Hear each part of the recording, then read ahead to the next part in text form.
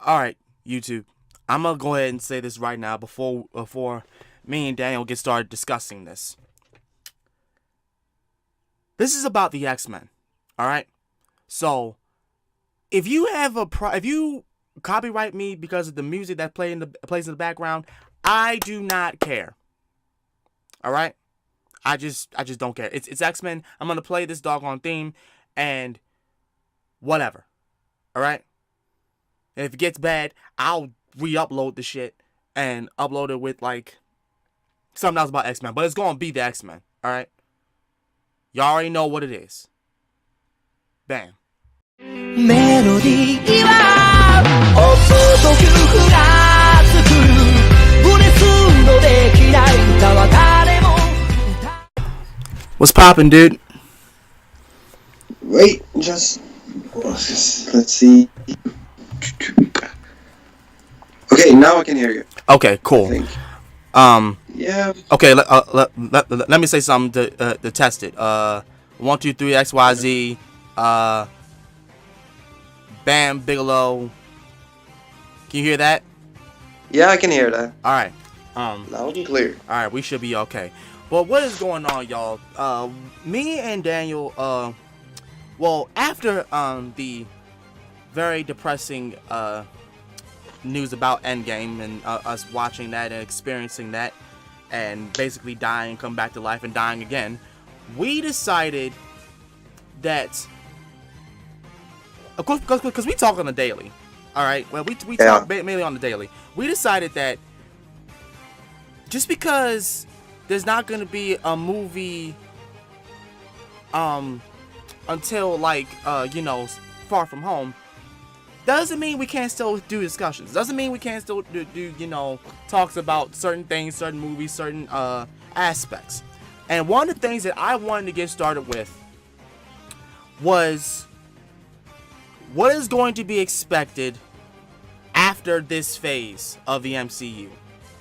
And obviously, I don't know if anybody else realizes this yet, but what has to be done is the MCU introducing the X-Men phase of this doggone genre.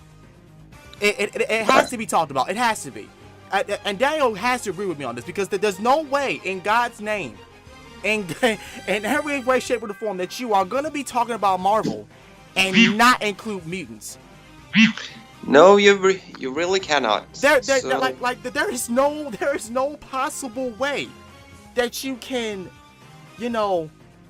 continue with the lines of, oh, Scarlet Witch and her brother Quicksilver existed, but they're not exactly mutants. They were tested, and all because of the fact of Fox's bull stuff. You know what? And we're going to be talking about all of that. We're going to be talking about basically all of that. But first, I want to get in touch with what you think about this, upcoming thing, down, because we know it's going to be happening. We don't know when, but we just know it's going to be happening. Yeah, we know it's going to be happening eventually, but as for right now,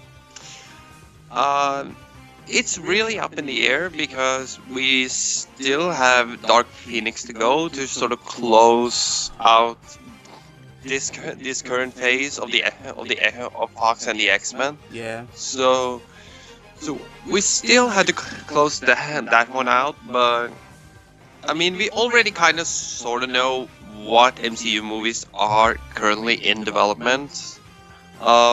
Because we do have a Black Widow movie supposedly coming out. We have sequels for Doctor Strange and Black Panther. Guardians 3 is finally back on track. So we do know that now. As for the X-Men, I mean, it's kind of lazy that they kind of going into with Spider-Man Far From Home to say, now there's a multiverse, saying that okay, the gauntlets created a crack between dimensions, so now the X-Men is in essentially in another part of the MCU universe. But I think that it's the only way to kind of sort of go, considering the fact that it's the only way they can do it without essentially rebooting the whole thing. So I mean, and if that's the case, I do hope that we will get the X-Men. But if that's gonna be the case, I hope it's gonna be kind of like a more like a special ops group, some sort of.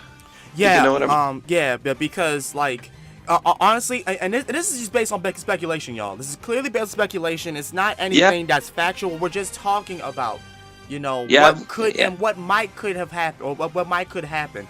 Cause like, okay, and I did a lot of research before we had done this conversation. Decided to do this conversation, because I had started to watch a lot more Comics Explained, and he basically put is that what they could do is introduce Wolverine first, and for the MCU that we know, the human population can discover mutants when they find out that Wolverine exists, and not from another dimension. No. I'm talking about he was under the radar, and like, cause Wolverine is so damn mysterious. He is. And so they could literally say that he was hiding in the woods somewhere, but he has existed for long periods of time. They could say that because, and this is the thing that shocked the hell out of me. Comics Explained had basically pointed out that the whole idea behind Captain America, the existence of Captain America, was to put a stop to the mutant threat. That was mainly what Captain America was initially for. And World War II that he was going through was basically a test run for him. Yeah. And after that, they were going to create a whole bunch more super soldiers like him. But because that doctor got killed, not only in the movie but in the comics, they couldn't do that. So they started creating each country started creating their own super soldier. Wolverine, Deadpool, like the list goes on and on and on, because they were trying to create, what Captain America was. They were trying to do that. So they could easily say that Wolverine just came out of nowhere, and then a chemical all of a sudden got dropped and whatnot, and it spread out throughout the world, but not just like from another dimension, but like from the main dimension, and like it woke up a whole bunch of people and unlocked their mutants, the mutant genes. Yeah. I mean, it's possible. They could say that. They could honestly say that because, like, and I'm sorry to cut you off, but like, what was I getting ready to say? Because I did a lot of research before all of this. They could bring out the origin of the actual origin of how mutants came to be, because the one thing that Fox failed to do in regards to making these X-Men movies was they never talked about how mutants just came to be. They never talked about as to how and what transpired with the existence of mutants. And this is honestly what the MCU could do, because they had already shown us that they can put in the Celestials. They have already shown that. In that one Guardians of the Galaxy movie, they've shown that already. Yeah, and supposedly there are a Eternals movie in development too, so which basically is essentially the Eternals are basically the race that Thanos is born from, that he's a mutant of. So if we get that, I mean, we already kind of are getting the more of the cosmic thing going. So and honestly, that's what we need. Because we've been on Earth for far too doggone long. I feel like it's time for us to go into like the cosmic phase about the MCU, because there is so much. There is so much stuff going on out in space as far as Marvel goes. It's crazy. Yeah. So it's a good thing that they're at least trying that. Now, as for kind of the X-Men movies, I'm personally kind of fond of them. At least the first two, X-Men First Class, Days of Future Past, are probably I have a soft spot for them. Logan is amazing. So So yeah, I mean the X-Men movies they're kind of a mixed bag, but I also do understand why they are because there's no consistent vision with any of them. Blame So Fox for that. yeah, pretty much. So so so there is a lack of consistency there. So hopefully it will clear up as soon as Marvel start putting them in, but I don't see it happening until like Phase 5. So because supposedly Phase 4 will consist of like we said, Spider-Man: Far From Home. You have a Black Widow movies, supposedly a sequel for Doctor Strange and Black Panther, The Eternals, Shang-Chi, Guardians 3, Avengers 5, and of course supposedly a sequel for Captain Marvel. Yeah. I mean, but you know what? Honestly, and they did that for like the whole representation of Thanos. They could do the same thing for like Apocalypse. Yeah, they like, could. all- I mean, but so I mean, I don't think they will do it right now because the last X-Men movie that featured Apocalypse, I mean, it completely barged them. So I think they kind of just need to clear that stuff out. So Again, just blame Fox yeah. for that. Yeah, I'll blame Fox for that. I mean, I hope to get. Yeah, we can blame Fox for a lot of things. So I mean, so yeah, they completely ruined Apocalypse, and they have done a lot of missteps, and they really botched Fantastic Four. So Yo, hopefully they will did get. so much damage. What when I think about it, they have done so much damage than good. Yeah, they have done. Holy crap! Yeah, we do kind of sort of notice that. When it sort of dawned on us when we started looking back and like, yeah, you really did mess up a lot. So we can just hope for the better. That's all we kind of do. But as far as the future for the MCU, like a Black Widow movie, I think it's a little too late to do a Black Widow movie now. Essentially, it's got to be a prequel because spoilers for yeah. It has to be. It's got to be. And you know what? Honestly, to be honest with you, I'm fine with that because they can make it a prequel and add things that happen, behind the scenes, and Black Widow just handling shit. And you know what? Honestly, they can include something about the mutant gene in her movie. They can honestly do that because Black Widow was basically, a double agent when it came to like stuff like she did it all. Okay, she was involved in like every damn thing. Right.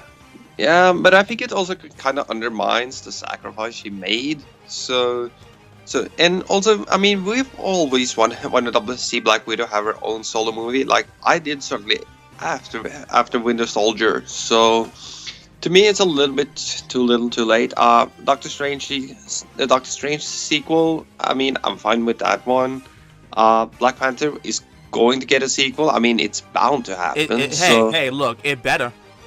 It better. Yeah, and for a Black Panther sequel, I mean, I would either like to see either Kraven the Hunter or maybe even Namor because they've kind of hinted at Atlantis for a long time. So we could get to see Namor. If they put in Namor, the Submariner, that's it. That's mainly it. After that, you better include everybody else because Namor the Submariner, like, man, where do I begin about that guy? Yeah, where do we even start? Oh my god, he like, and the thing about it is, it's not that he's an enemy to Black Panther. It's just that both of them had done some grimy shit to each other and their kingdoms. Like, even though Namor started it first, Black Panther retaliated, and after that, they just like, I don't know. I guess they kind of hashed it out and whatnot in the comics and whatnot. But there's still tension there, so they can definitely include Namor the Submariner. Yeah, they could. I mean, and also not to mention that Namor managed to bed Sue Storm without Reed finding out. Oh Jesus! So, yeah. Jesus Christ.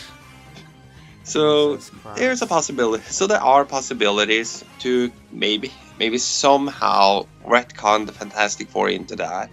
For Guardians of the Galaxy 3, I'm excited to see it back on track finally after all the fuss that was really about nothing. Yeah, I know that was basically for nothing. Okay, so basically what had happened was, the elephant in the room on this is the director. You go ahead. Yeah, director James Gunn made some tweets back like 10 years ago when he was working for Trauma, and he did jokes supposedly in those tweets. I mean, I've seen a few of them, and they're not funny. They're in bad taste, sure, but he later on apologized for them, and that's long before he was even hired to do the first Guardians of the Galaxy, and they just for some reason were just brought up again. He was fired, and then he essentially put everything on hold for Guardians of the Galaxy 3. They were gonna use his script anyway, and they basically told the cast, you know what, just go ahead and find something else to do. Meanwhile, we're just sorting this shit out, and nobody wanted to do it. And then finally they said, you know what, James, just come back. And so and now we supposedly Chris Hemsworth has renewed his contract as Thor. We're including a fourth Thor movie as well as Guardians of the Galaxy 3. Are you serious? Yeah. Wow. I mean, so he's gonna be he's actually, you know what? Honestly, if he does that, he's gonna be the one to break the stereotype that only MCU can include 3 movies for each character.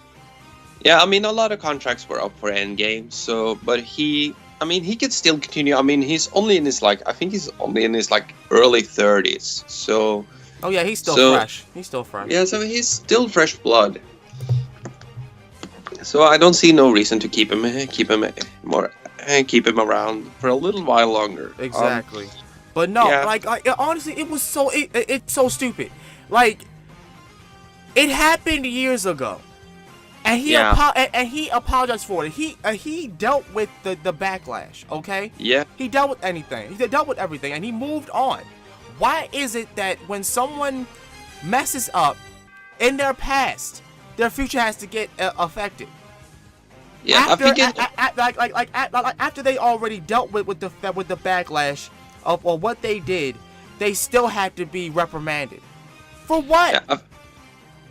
Yeah, I don't get it either. I think it's just because Disney has to kind of protect their brand so much that if anything bad gets out, it's like, you're gone. Yeah, but they could have easily defended him and say that, people make mistakes and whatnot, because Disney makes a ton of mistakes. All right. Yeah, and the thing is the fact that I think what really helped is that the cast of Guardians of the Galaxy put out a press release. Oh yeah, defending him. They protested. They protested. They protested against the fact that Disney did that grimy crap, because they didn't want anybody else to direct a Guardians of the Galaxy movie except for him. Yeah, and Dave Bautista, who plays Drax, basically was like, I'm still contractually bound to do it, but so I'll just fulfill my contract no matter what, but I still would prefer if it was James Gunn directing. So, I mean, Chris Pratt, Zoe Saldana, Paul Clemente, everybody on the cast stood up for him. So, and I think that's really commendable, that they actually stood up for him when he was in need. Yeah, because look, it's like I just said, people make mistakes, okay? Yeah. But it's okay to correct them on it. But when it's already corrected, and they corrected themselves, it doesn't make it better to be corrected several times over one mistake. Yeah, I mean, he did actually acknowledge that he made a mistake, and it was like, you know what, that was stupid. I'm sorry. Let's move on. Right.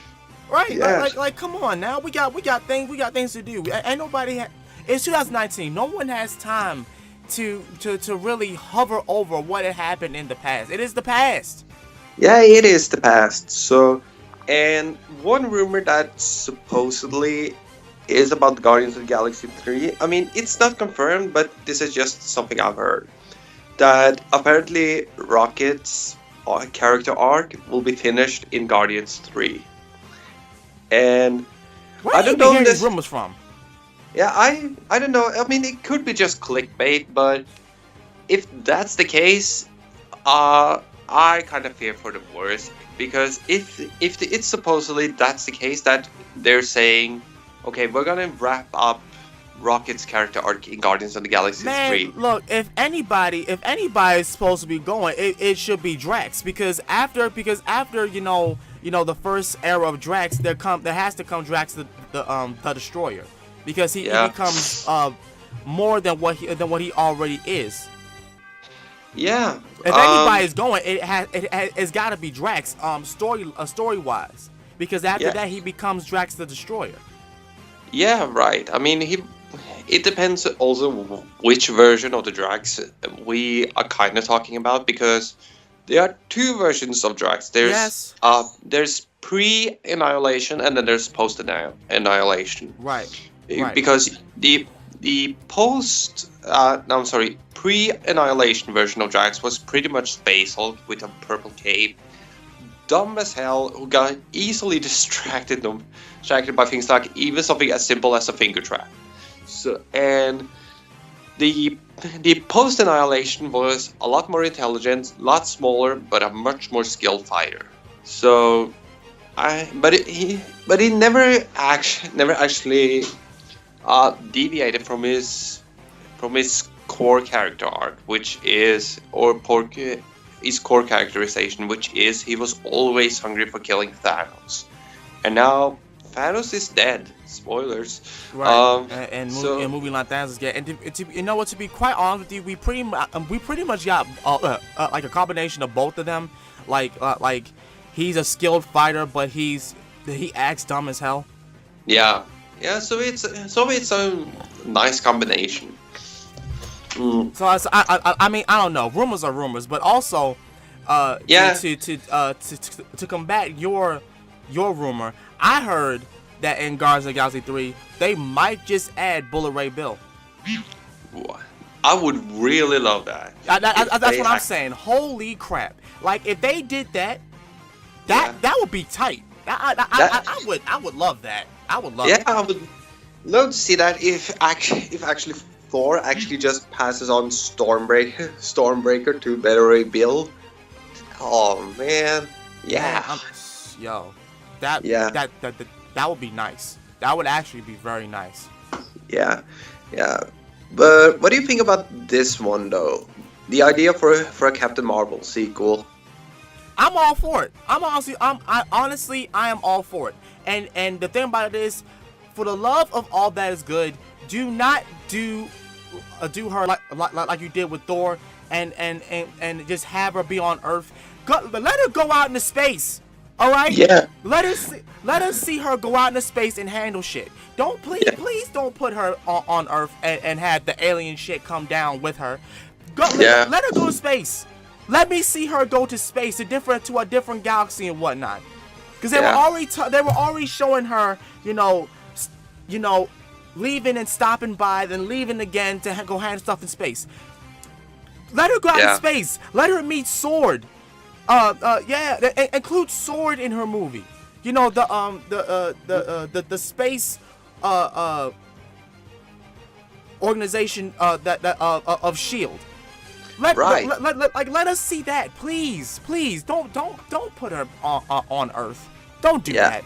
All right. I'm actually kind of skeptical, because the first one didn't do much for me, and also not to mention, and this is kind of probably one of the weaker parts of Endgame. I mean, it's not necessarily the movie's fault, but they've really played her up for Avengers 4. Like, she is gonna be the big savior. Like everybody thought that she was gonna be the thing to take the Thanos down, when in reality it was just Iron Man that did it.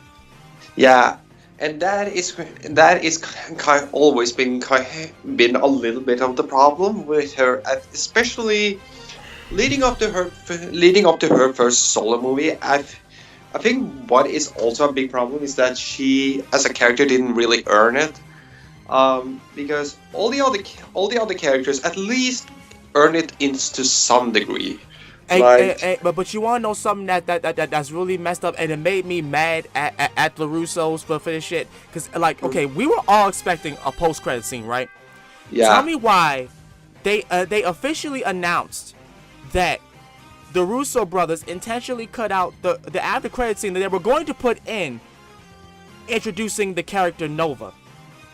Yeah. I was so mad. I was actually mad. I'm like, why? Really? Yeah. Yeah, Really? I can understand. Wow, I didn't actually know that. I'm like, yeah, I found that out. I actually found that out. They purposely cut out the part where they introduced Nova, and I'm just like, that would have been the best introduction to the next phase of the MCU. Stuff that goes on with space. Like, holy, yo, that would have been awesome. But however, I do kind of understand why they cut it out. Why? Why do you think? Why do you think? I love to hear this is just what I think. I think they just decided, you know what? Let's not for once just not have a post-credit scene. And considering the fact that Endgame more or less is the conclusion of the original Infinity Saga. Like, okay, we started off with Iron Man and we gotta end it with Endgame. So, no post-credit scenes. Let us just say this is our conclusion to that part of the MCU, and we'll just move on from there. So I can understand that why they cut it out, but still, I would have loved to see that, because when I went to see Endgame, I did like most people in there. We were just waiting for the post-credit scene to come up, and when nothing came up, oh my god, so was I. You should have heard that sigh that just came, and the gasps that came from the audience. Just what? Right. Nothing. Come on. Yeah. Okay. Listen. In the quotes of to quote Nick Fury. Yeah. I understand that the idea, but because of the fact that it's a stupid ass idea, I am disagreeing with it. Yeah, and you got every right to do it. That's a stupid idea. Why would you try to change these? Stop fixing what's not broken. There's no reason to. If it ain't broke, don't fix it. Nobody was complaining. Like the majority of us, because I know that some idiot is gonna complain that I don't like the after credit scenes. Why they gotta show every after credit scene? Shut up. All right, this is a story. I've run into those people. Oh God, like just let them do what they do. Like come on. Yeah, this is their thing. So don't kill the vibe and make them second guess themselves. And that's the thing that I always keep saying. I say this from start up to from the start to finish. Please, when you're making these movies, do not second guess yourself. Go with the first initial brainstorm plan that y'all came up with. I swear to God, because that will honestly make every movie be a hit. And not to say that they aren't hits. They've made a ton of money. A ton of money. But still, they could have been more shinier gems than what they are, is what I'm trying to say. Yeah, right. I see what you're saying. Yeah, and one idea that I've also heard is for Guardians of the Galaxy 3 that this is going to also be the movie that they might introduce Adam Warlock. Yeah, and because okay. Key point. When I did the review, when we was it we did the review of Guardians of the Galaxy 2. I think you did Guardians of the Galaxy 2 by yourself. Okay. When I did the review of Guardians of the Galaxy 2, by the way, go check that out. I had said that would be a great introduction to include Adam Warlock in the MCU movie line, because no one knows who Adam Warlock, other than the people who read the comics. No one knows who Adam Warlock is. All right, nobody knows who he is, and that would have been a great thing to include him in the Avengers movie line, but because they didn't, they left him be. Right. They left him be, and I'm just like, okay, y'all could have easily made this by far the most impact. Y'all could have made this like a Lord of the Rings lengthy full movie. You could have done that, and I would have been fine. Okay, if Passion of the Christ and Lord of the Rings can be long as hell movies, there is no reason, no ungodly reason why this couldn't. No, there's no not reason at all. Okay, and like I want y'all to know there are people who will stand behind those long movies and will sit there and watch those movies and not have a problem with it. I am one of those people who do not have a problem watching a 5-hour long movie, because I want to let you know, when me and Daniel did the movie review of Avengers Endgame and Infinity War, we both agreed that it could have been even longer. right. And at least we got Endgame to be 3 hours long. I know, and you know what? Honestly, I'm not even complaining. That was a start, but keep in mind, when I went to that movie theater, it felt like I was only there for 30 minutes. Yeah, and that is the best part and best times. When you can watch something that lasts 3 hours and it only feels like 30 minutes. Daniel, I want to let you know, I didn't even finish all of my snacks because I couldn't stop looking at the screen. That's how much I was having fun. Me neither, man. I couldn't even stop my damn snacks. I couldn't even finish eating my snacks. Yeah. I mean, who can? That's Right. What? How you gonna have time to eat snacks when you watching something? yeah, when you entertaining saw on that. screen? Yeah, especially something that immersive. Like, how do you do that? Yeah. Come on, dude. I mean, yeah. I honestly, I honestly just want people to realize that complaining for something as little as that, you know, the saying that, oh, it was too long, or I don't want post-credit scenes in movie, like, you are making it worse for the rest of us. Okay, you're making it bad for the rest of us. We want this greatness. Let this greatness come to the MCU. I'm telling you, because we have been wanting something like this for years. But like for years, y'all don't even know how many times people were telling us we're never gonna get movies like this.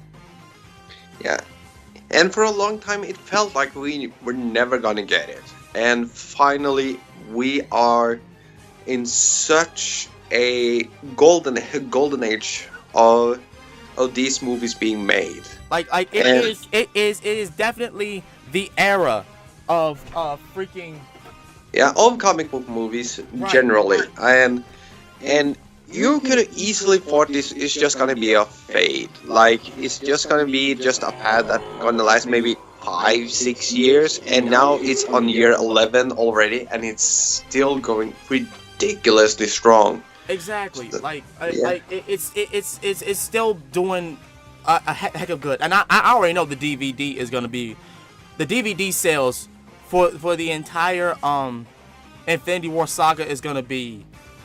I don't care how expensive it is. I'm getting it. Not even why. I don't give a damn how expensive that doggone thing is. Give it to me. I'll take it. Yeah, I'll take it. I'm just gonna have to take out a mortgage on that one. I don't care. I mean, you're right. You're honestly, you're honestly right about that. But at the same time, dude, there's no way that anybody can tell me that this has not made so much of an impact on people's lives. Like, yeah, I mean, this thing has pretty much.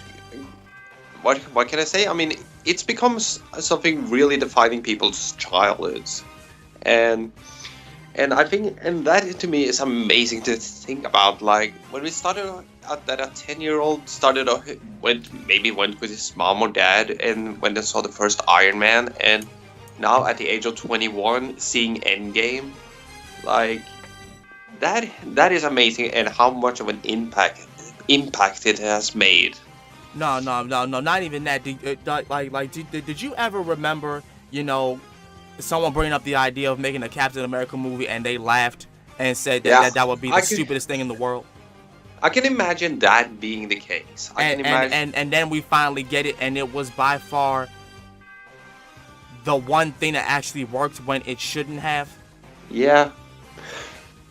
Like, And that's the amazing part. Like it's like, okay, we are going to make all these movies. They're going to be interconnected, and every character is going to be in one movie at a certain point. Like, how is this even going to remotely work? And right. and somehow they just managed to find the right people, and they pulled it off. And now it's probably the highest grossing film franchise of all time. So, and it shows no intention of slowing down. There's no it's not. I mean, Avengers Endgame has already made at a worldwide box office $2.6 billion, and is trailing right behind Avatar as the highest grossing movie of all time. So that's how much of a cultural impact it has made. Yeah. That a movie like that can surpass movies like Lord of the Rings, like The Dark Knight or Titanic, and all of those great films that has been made. And we just and the box office is like, yeah, Endgame is now one of the big ones in the big league.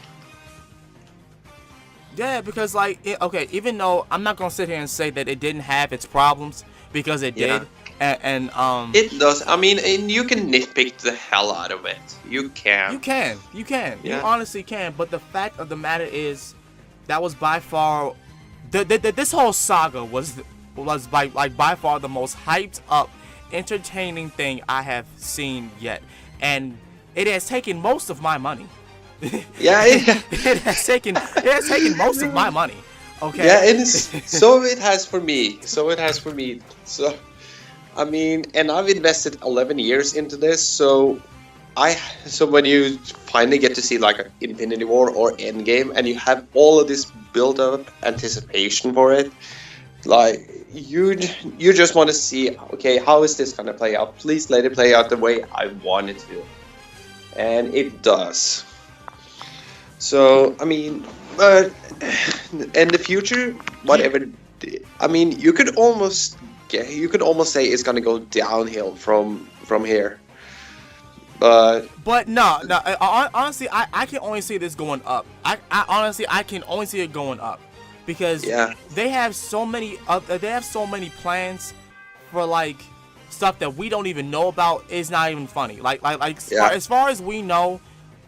Some of the movie titles, they could wake up one day and say, you know what, let's give y'all a movie trailer for a movie y'all didn't think about. Yeah, like just to kind of just throw an idea out there, like a complete Heroes for Hire movie, like set essentially a 70s exploitation film with the main focus being on the Heroes for Hire, which means Power Man and Iron Fist. Oh jeez. Yeah, I mean, to me that would be amazing if they even try to remotely touch that. To have Luke Cage and Iron Fist in their 70s outfits and in like a pure exploitation film. That would be crazy. That would be crazy. Not to mention the outfits that they had back in the 70s are ridiculously cheesy. But you know what? The same thing was said about Captain America, and look what they did. Yeah, but at the same time, like when I think of like Iron Fist, and I prefer the old school 70s Iron Fist with that green jumpsuit and that yellow disco collar, and of course Power Man, aka Luke Cage, in that yellow disco shirt with I think it was blue pants and like boots, as well as metal bracelets and a tiara. It was a headband. Okay. Yeah, headband. Okay, headband. Okay, fine. I prefer to say TR. To me, it's a TR. Everybody makes fun of him for that. Like, it was a headband, a Yeah, doggone like headband. yeah, like he just looked at Wonder Woman's outfit and said, "I like those." Right. But no, it honestly is something, to just like, you can't stop thinking about it. Like, especially the fact that they have introduced the fact that they can be different dimensions. They can include so many heroes that you wouldn't think about. They could include, those two characters, Iron Fist and Power Man. They could include they could include Luke Cage. They could go ahead and include Cloak and Dagger. Yeah, they could. They could. I think that would be really cool if they did. Like, I mean, and when we go back to the X-Men, like I really would love, since when I grew up in the 90s, I grew up with that version of the X-Men, which was Uncanny X-Men, Team Blue, Team Gold, X-Factor, X-Force, X-Avengers. So I would love to see them kind of like being that sort of tactical team, especially like maybe seeing like Rogue and Gambit have their thing, and essentially Cyclops being the Boy Scout, Wolverine being sort of the vicious wild card, that kind of thing. I would honestly love it all. And now that the fact that they're actually rebooting the X-Men comics, that this would be a great time to have a sneak peek of something that is X-Men and featuring the MCU, because there's so much to cover about the X-Men. Like the X-Men are like by far the most important thing. When it comes to the Marvel universe, and the reason why is because everything kicks off. With them, everything kicks off with them, and Professor Xavier can definitely be included in this, because they can go and easily say that because of his powers, his telekinetic powers, Professor X basically wiped the brain of everybody and every mutant, knowing that they had powers and whatnot. Because Professor Xavier can do that shit. He can actually do it. There's no way that anyone can tell me he can't. He can actually do that. He actually can. And sorry to cut you off, but I also kind of sort of, maybe this could be the idea that Storm actually meet T'Challa, because in the comics, either she is a princess or she is the queen of Wakanda. So I could imagine that potentially also happening. That maybe have that moment where Storm meets T'Challa, and somehow over the course of maybe a movie just begins to bond, and she has to make the choice either to stay with the main MCU or just have to go back with the rest of them. Right. Right. Exactly. But yeah, like Xavier, like Charles Xavier, he could basically, say that, this is not a great time for mutants and whatnot.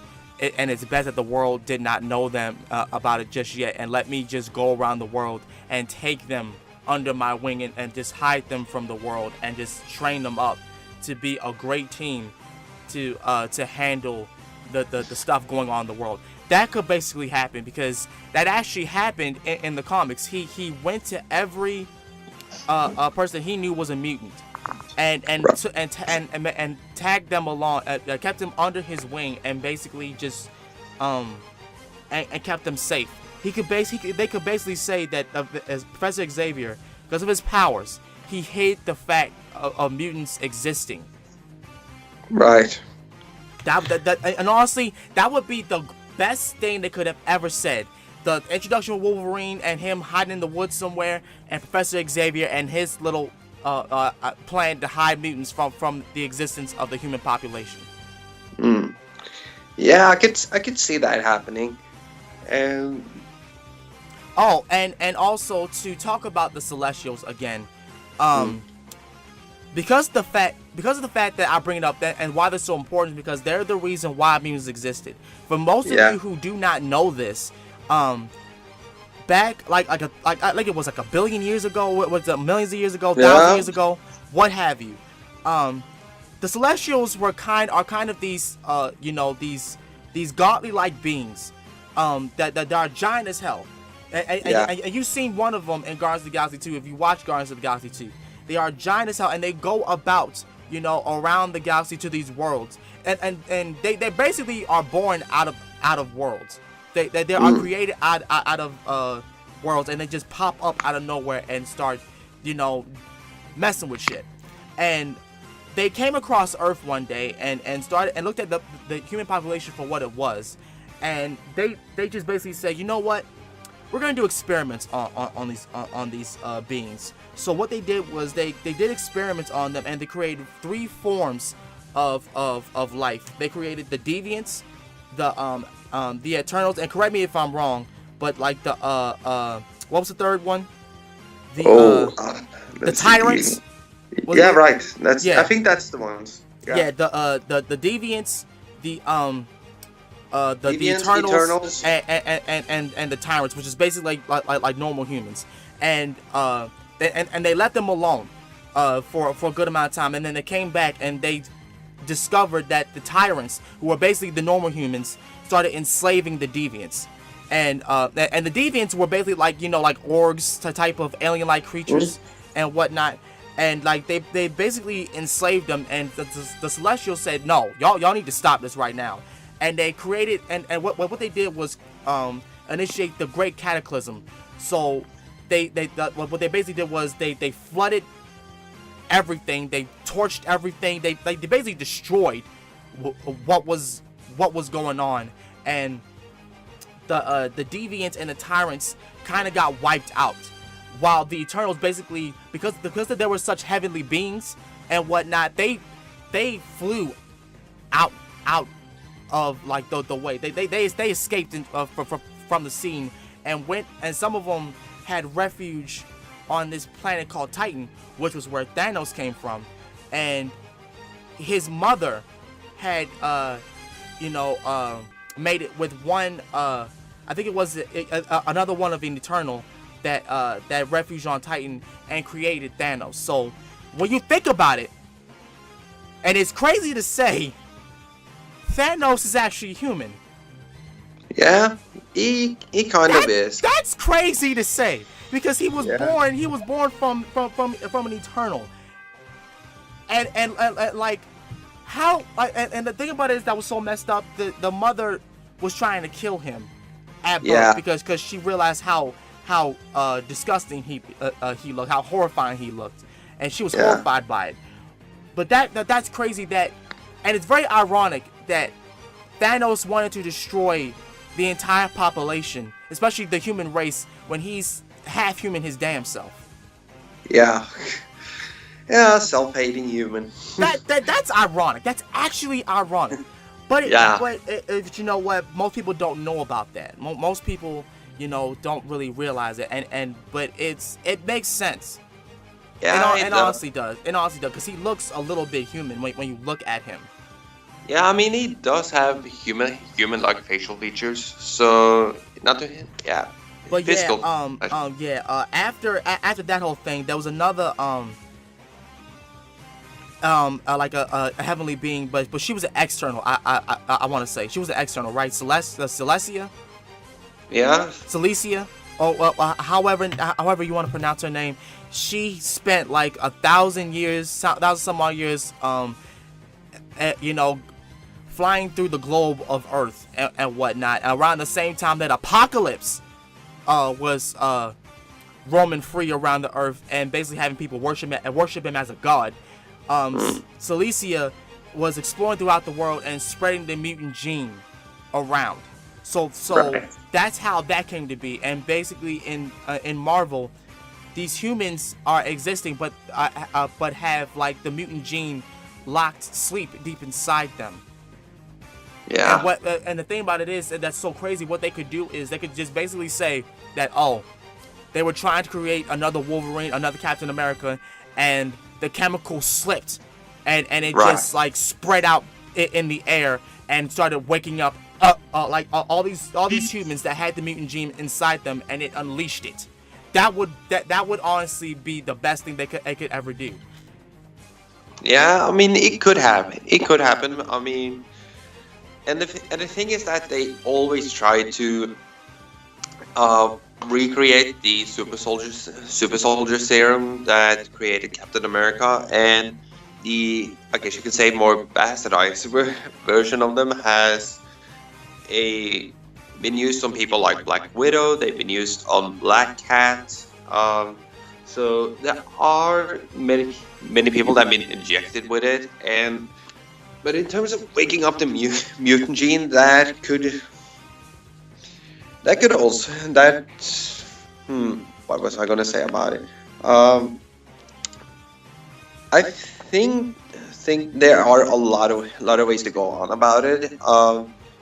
But hopefully we will not have that recreated moment from House of M where Scarlet Witch says the three Oh yeah, most that yeah yo, I found those three most infamous words in the history of the X-Men, which is no more mutants. yo that broke that made me kind of hate Scarlet Witch when she did that shit in the comics. I mean, she went nuts, and and I mean, you could kind of sort of understand that when she has access to reality warping abilities and she has some chaos magic abilities to her. Not to mention the fact that she is in a relationship with a robot, and they're not exactly in a position to procreate, and she wants to be a mother. Man, so I mean, yeah, Scarlet Witch went nuts. So hopefully we'll not see that. Oh, and Where- another two key topics. I didn't know that Wolverine's actual name, Logan's actual name was James. I didn't know that until Comics Explained had brought that up, and also the dark past behind Magneto. Right. I didn't. Can you believe that this man? Okay, for as long as I've known Magneto and watched the X-Men series, I had no doggone idea, that this man survived the Holocaust. Magneto was Jewish. I didn't know that. I honestly, for the life of me, did not know he was Jewish. I didn't know that. Yeah, I knew that because I mean I had read the comics and I had also seen in the X-Men movies they do point that element out that he survived the Holocaust. So you can. So that's kind of where his hatred for mankind sort of originated, because And he you saw know the what? worst of it. That honestly, that is so doggone more meaningful than him just waking up one day and say, "Oh, I hate humans because they're mistreating mutants," which is fine, but that is even more, much more of a deeper meaning behind to his hatred, and the reason why he can never forgive humans. That honestly is the best way to do that. And I swear to God, if they go about doing something like that and the history behind Magneto, that would be by far the most. Oh God, that would actually be crazy. Yeah, it would be, and that is kind of always been part of the X-Men philosophy. Is Professor X and Magneto essentially are their own incarnations of Dr. King and Malcolm X, whereas one is more militant and are saying we need to stand up for ourselves, the hell with everyone else, and the other side is saying let's try to negotiate, let's try to have dialogue, and then there's try Malcolm X saying that no, kill them all, forget them. Yeah. There's no need to for this love and peace shit. Kill them all. yeah. But yeah, honestly, that's the first time I've ever heard anyone basically making that comparison. But it honestly makes sense and it fits. It does fit. Yeah, it does. It honestly does fit. What the hell else was I gonna say? I talked about Professor X, talked about Magneto, talked about Wolverine, and whatnot. Yeah. I mean, is there any other X-Men that you would like to see? I mean, I really would like to and I just said this before, but I'll just bring it up again, that I would love to see them kind of go full X-Men team modes. Me too. Yeah, Honestly, me too. Yeah, I would love to see them just go full Team Blue and Team Gold, which, for those people who don't know, back in the 90s, that was kind of the two X-Men teams. Like, Team Blue was Cyclops, Wolverine, Rogue, Beast, Jubilee, Gambit, Psylocke. Right. That was Team Blue, and I thought that was probably my favorite team because of, hey, Wolverine is awesome, and not to mention Psylocke is pretty cool. Cyclops, typical Boy Scout, but whatever. Yeah. And Team Gold had, let's see, who was Team Gold again? The Storm, Colossus, Archangel, Jean Grey, Iceman, and Bishop. I think Team Gold was basically more of like the more like the most powerful ones, the most Yeah, they had more power behind them, whereas the other one was a little more physical. I mean, but it's kind of to be expected when you have Bishop, Storm, and Iceman on your team. No, you know one thing that I realized that Storm's power, like there are very few people that can take it in Marvel that can take out Storm. There are very few people that can do it because Storm basically controls Mother Nature. Yeah. There's no question about it. She controls Mother Nature, so something could piss her off, and she could automatically destroy the entire world. She could do it. Yeah, she could wipe everyone out. She could literally wipe everybody out. Yeah, she can. She could create an eternal ice age if she felt like it. So she could flood the damn world and not even care. Yeah. So there is that possibility for that. And I mean, Jean Grey, how do I say this? She's bland as hell to me. I mean, the only thing that the only thing that she has going for her that makes her interesting is the Phoenix Force. Oh, so, and you know what? That alone is crazy, because when you think about the Phoenix Force, it's basically a force that represents all life itself. And the only way to kill it is to kill all life. And that is by far the most impossible thing to do. How can you kill all life? Yeah, How? So basically the Phoenix is a functional immortal, because if you kill the Phoenix entirely, if you destroy the Phoenix, then you wipe up all life in the Marvel universe at the same time. Exactly. And which also it made no sense in the comics for like when Scarlet Witch and the other I forget what her name is, Carol or whatever, that possessed the Phoenix Force after Jean died, but they had initially destroyed the Phoenix Force, and I'm just like, how does that work when it represents all life? That means you just killed all life. Yeah.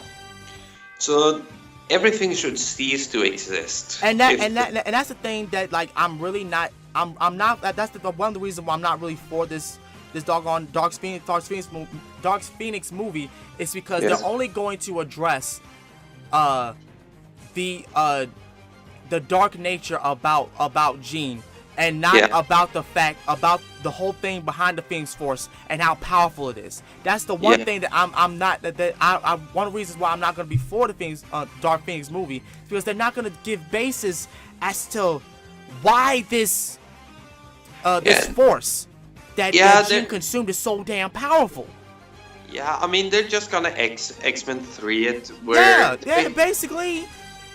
And it's the only way they can really do it. I mean, they're just gonna say, we don't want to go full, alien thing. Let's just say Jean has a split personality. Right, and that's by far the weakest thing in the world. How can you sit there and say that Jean has a split personality? No, she didn't. It was basically the overwhelming power of the Phoenix Force that drives people who possess it into dark. What happened? You alright, Daniel? Yeah, I'm alright. Sorry, I just dropped my phone. Sorry. Oh no, Jesus Christ! Be careful, dude. Yeah. But yeah, that was like that's one of the things that made the X-Men 3 movie and this Dark Phoenix movie to be so weak, because they're trying to make it seem like Jean is a psychotic, but she's not. She's not. It's basically the Phoenix Force overtaking her with so much overwhelming power. Because when you think about it, the Phoenix Force represents all life, so that means emotions. That means like a overflowing of emotion. That means all emotions: rage, anger, sadness, happiness, all of it, and it's all combined into one. So when you think about it, and it like possessing one person, of course they're gonna lose control.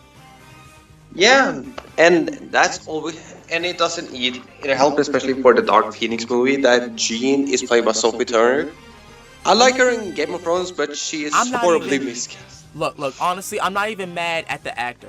The actor's not that I'm mad at. It's the story that they're trying to push. Is that to try and make Jean, especially in the X-Men 3 movie, to try and make Jean this uncontrollable psychotic that likes to kill.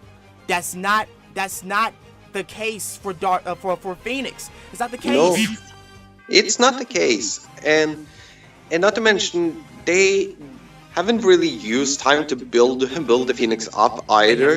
They have not. Yeah, I mean the original X-Men series did almost dedicate, I think, almost like an entire season to the Phoenix. So this feels horribly rushed. Right, horribly rushed, and that's the reason why the X-Men series did so good when they introduced the Phoenix, because there was time to develop that character, Phoenix. Because when you think when you look at the X-Men series, it's not Jean just destroying everything. They are talking to Jean. They're trying to ask her, well, why do you feel this way? Is there anything that we can do? And she basically explains to them, it's like, I can't control this force. That it's not me. It's basically this, and it's overtaking me. I don't know what to do. She is basically pouring her emotions that she needs help. Right. Exactly. And that's the reason why this movie is gonna do bad. It's because of the fact that they're trying to make it seem like Phoenix is this dark villain. She was never a villain. Yeah, and it doesn't help either. I mean, I anticipate it to at least be hopefully just watchable. I mean, they put this movie off, like the Dark Phoenix movie, they put it off since November. Since it was supposed to come out in November, then they moved it to February, and then they said finally, okay, you know what, fine, we'll just give it to you in the early parts of June. They honestly, they should have just gave it to us earlier on, so that we would be done with that. Because no one's gonna see that movie. Nobody. I don't care what anybody says. The only person I know is probably gonna see that movie is the other Daniel who goes on my live streams. Yeah, and I'm gonna see it. I mean, I'm just gonna see it and to just wrap it up. Okay. Well, let me reiterate myself. People are gonna watch it, but they're not gonna like it. Okay. Yeah, probably. I'll say that right now. They're not gonna like it. Yeah, that's the thing. No, I don't think most people are gonna like it. I mean, maybe the action would be okay, but that's the extent of it. So, yeah. I mean, there's not much to say. Just be done with it, and so we can reboot this and hopefully include it more into streamline it into the MCU, so we can get some better movies, right, and hopefully also get Fantastic Four into this. Right, exactly. Because that's another different topic about the Fantastic Four. And why they're so important. Like that's the whole reason about this video right now, where I am basically trying to explain to you that without the X-Men in this in this movie line, the MCU movie line, it's not gonna work, because you have to include the X-Men in this. There's no reason why you shouldn't. There's absolutely none. No, it's not, man. Yeah, I mean, I think I pretty much poured everything out that I have to say. I mean, there are a lot of good things coming down the line for the MCU. Hopefully, we'll get the X-Men, and let's just hope that we are going to get something better coming down the line. Well, I mean, yeah, because I mean, Marvel has done such a pretty good job of making characters that I don't think most mainstream audience would find interesting, and made them engaging. So that is the best hope I have for it. Same here. And then to close off, I know we're gonna get X-Men, and I am praying on all that is good that it is going to outshine the attempts that Fox was trying to do with X-Men. And don't get me wrong, I don't hate Fox. I just don't like what they did with the whole idea about the X-Men. I don't like it because they were, you know, pushing past emotions that each X-Men member had. They were trying to, you know, rush the emotions that each of them had, because each of them, they all had their emotions. They all had struggles that they had to deal with, whether it was stuff going on with their immediate family or stuff going on with them personally. It was always them that was it was mainly about them, what was going on in their inner circle, and they stuck together as not only as a team but as a family. But with that, we're gonna end this video right now. I hope you guys enjoyed and understood exactly what we were trying to say, what we were talking about.